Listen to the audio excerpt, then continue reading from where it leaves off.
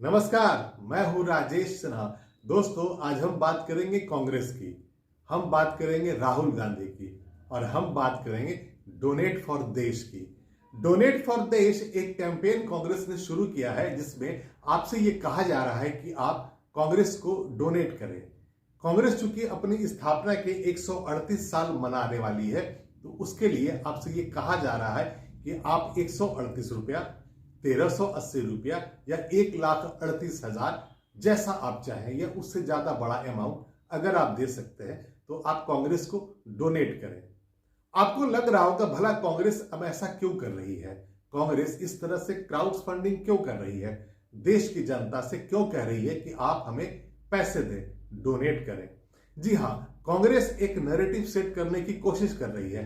कांग्रेस आपको यह कह रही है कि अगर आपको नरेंद्र मोदी को वोट आउट करना है, अगर आपको नरेंद्र मोदी से देश को बचाना है, तो आप कांग्रेस को मजबूत करें। और अभी चूंकि लड़ाई बहुत बड़ी है, लोकसभा को चुनाव आने वाला है और अगर नरेंद्र मोदी से लड़ाई करनी है तो उन्हीं के स्टाइल में लड़ाई करनी होगी और इसके लिए बहुत सारे पैसे लगने वाले हैं।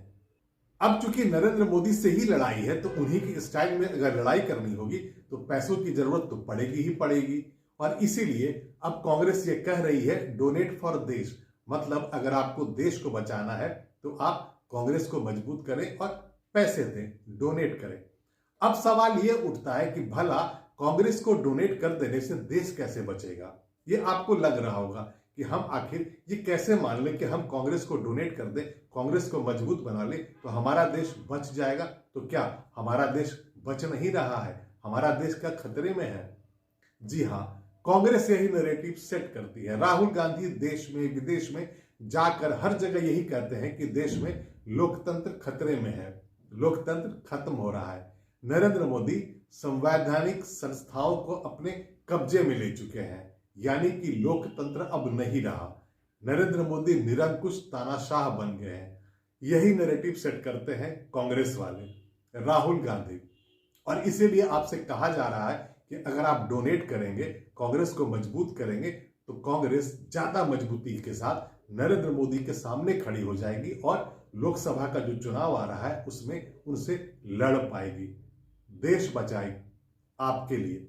लेकिन इसका दूसरा पहलू है, अगर आप ये कह दें कि नरेंद्र मोदी ने देश को तानाशाह की तरह चलाना शुरू कर दिया है तो उन्हें अलग अलग चुनावों में सफलता कैसे मिलती है।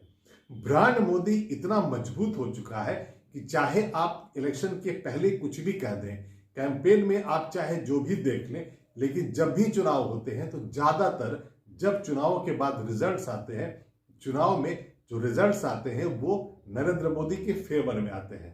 और बार बार यही साबित होता है कि नरेंद्र मोदी जनता को समझाने में कामयाब हो जाते हैं कि वो जो कर रहे हैं वो देश की भलाई के लिए है। और ऐसे में कांग्रेस अगर ये नैरेटिव सेट कर रही है कि देश और लोकतंत्र खतरे में है और इसके लिए आप हमें डोनेट करें, तो भला कोई पैसे क्यों देगा? कार्यकर्ता देंगे, कांग्रेस के नेता देंगे, वो देना शुरू कर चुके हैं, दे भी रहे हैं।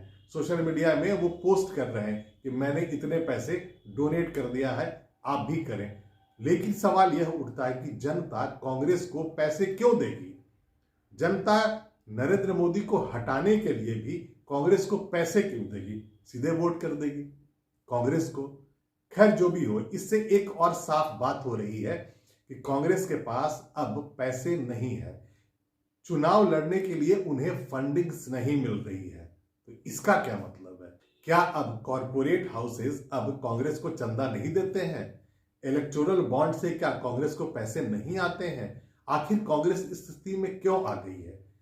इसके दो कारण हो सकते हैं। एक तो यह है कि कॉरपोरेट हाउसेस, आप ये कह सकते हैं कि कॉरपोरेट हाउसेस नरेंद्र मोदी के डर से कांग्रेस को पैसे नहीं देते हैं, चुनावी चंदा नहीं देते हैं।